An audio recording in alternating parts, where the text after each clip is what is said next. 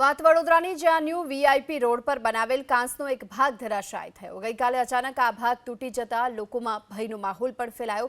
કાંસ બન્યો ત્યારથી આજ સુધી ક્યારેય સફાઈ કરવામાં ન આવી હોવાનો પણ આરોપ લાગી રહ્યો છે। બનાવની ગંભીરતાને જોતા પૂર્વ ઝોનના અધિકારીએ કામગીરી હાથ ધરી। કૃષ્ણકુંડનો જે ભાગ છે એ ભાગની કેનલ જે લગભગ 20 વર્ષ પહેલાં બનાવેલી તે આકસ્મિક એટલા મોટા ધડાકા સાથે પડી ગઈ। જો એને તાત્કાલિક દુરસ્ત કરવામાં ના આવે કે એનો નિકાલ સફાઈ કરવામાં ના આવે તો આજુબાજુના જે મકાનો છે તે બી બેસી જાય એવી સંભાવનાઓ છે। અને જો આજે 2-3 દિવસ વરસાદની આગાહી છે, જો એ આગાહીના અનુસંધાને કોર્પોરેશન સફાળું ન જાગે તો લગભગ સોસાયટીમાં આવેલા 200 મકાનોને બહુ મોટી જાનહાનિ તેમજ માલ મિલકતને નુકસાન થાય એવું છે।